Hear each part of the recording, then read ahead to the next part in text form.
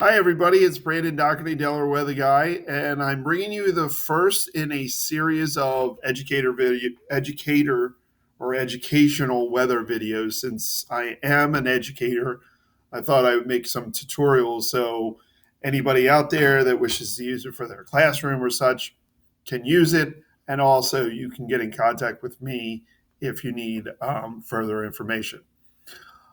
Okay, so the first episode or the first tutorial is about surface weather maps.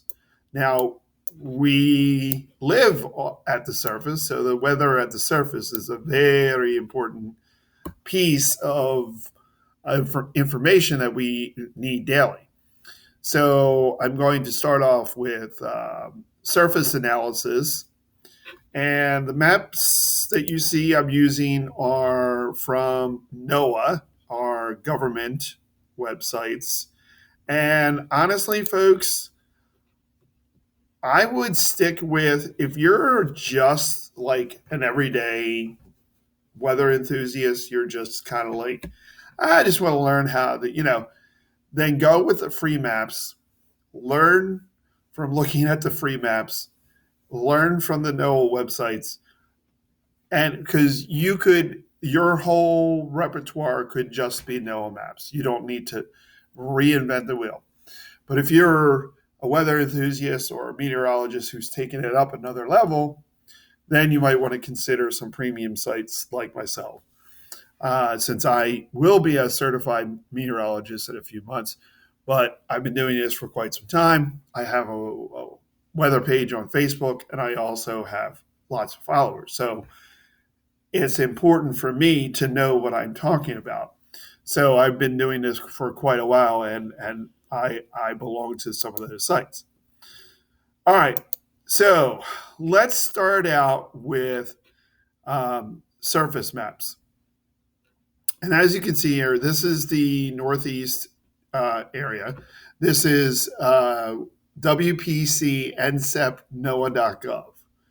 Okay, that you can see the website up here. All right. So you see a bunch of numbers, you see a bunch of symbols, and what do they all mean? Okay. So first, where does the data come from? The data comes from airports around the area, also comes from weather stations by major outlets that the NOAA gets its data from. So every 3 hours, you will see maps like this on the website, the NCEP site. And I don't know why it's doing this, but it is doing this. And it's doing this, and I have to refresh because I don't know what's going on. I'll tell you, technology. When you want it to work, it blows up in your face. When you don't want it to work, it performs well. All right, so it's not what I want. There you go. All right, and I was prepared for this, and now it seems like I'm unprepared. Okay, so let's go to Pittsburgh. All right, this is the Pittsburgh area.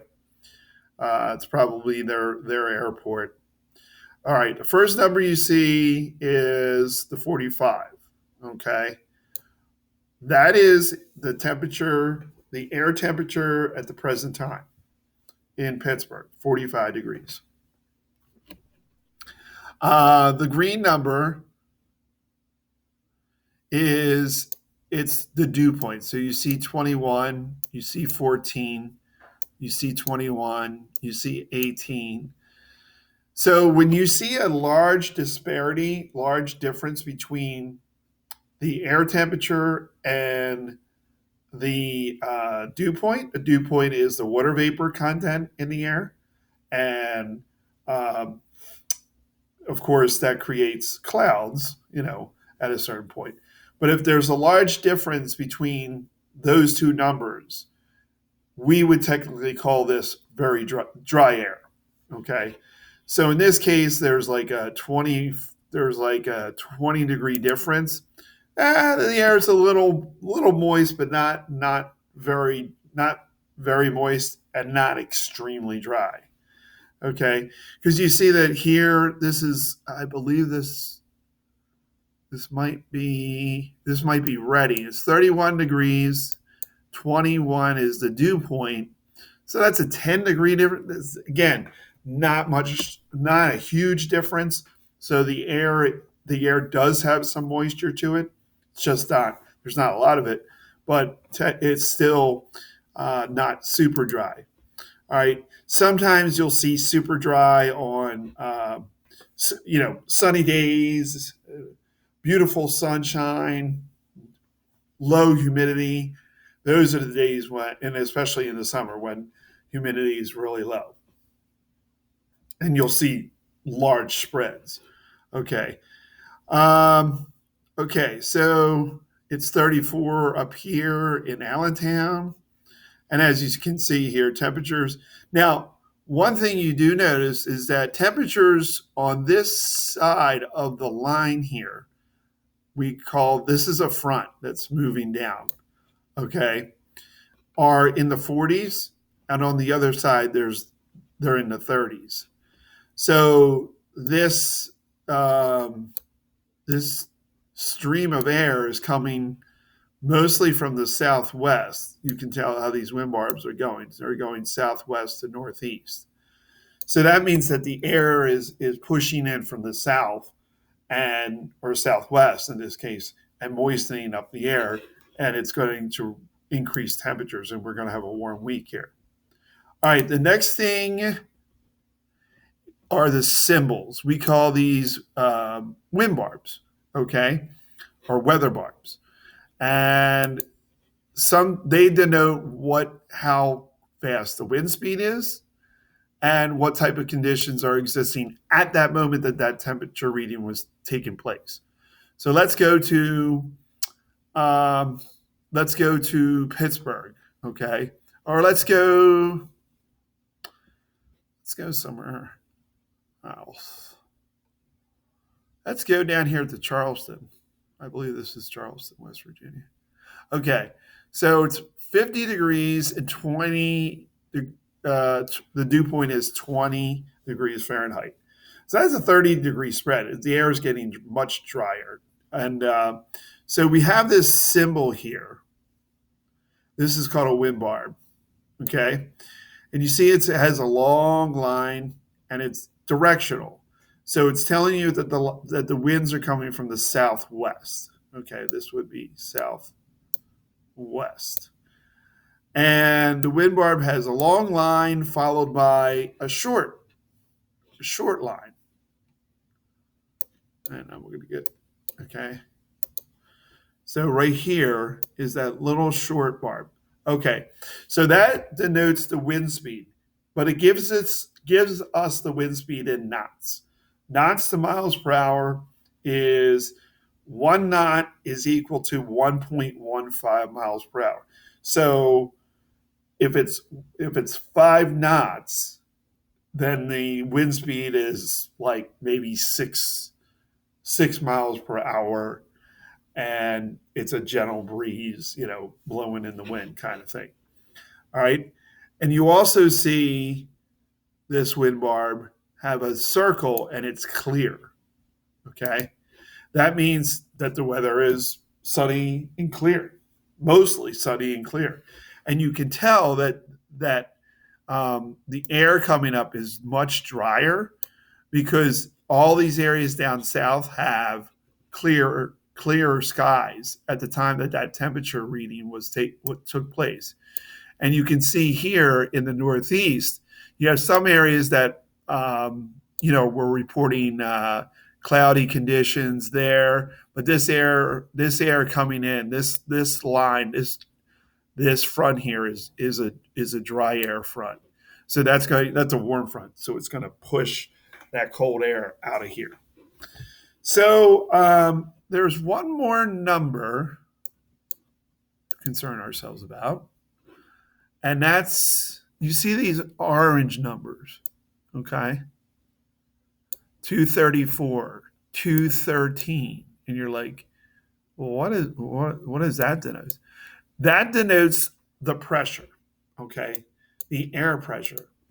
So usually, if you have a number like 234, that denotes an air pressure of, you put a 1 and a 0 in front of it, and it becomes 1023. So 1023 millibars, or 1000, So that means that a high pressure system is coming in, and it's clearing the deck, it's clearing the skies, it's clearing the area. So you have some pretty high pressures all around here. You have a 1015 here, you have a 1020 here, you have a 1022 here, and then the 9 would be 0.9. So 10, you could go up 1. 1023. All right. So I see nothing but high pressures around. Usually, if you see a low pressure, this first number is a 0, and then numbers out here are like 93, and that you would just put a 9 in front of that number, and it's 993 millibars. So because the air is measured in millibars and denotes either high pressure or low pressure.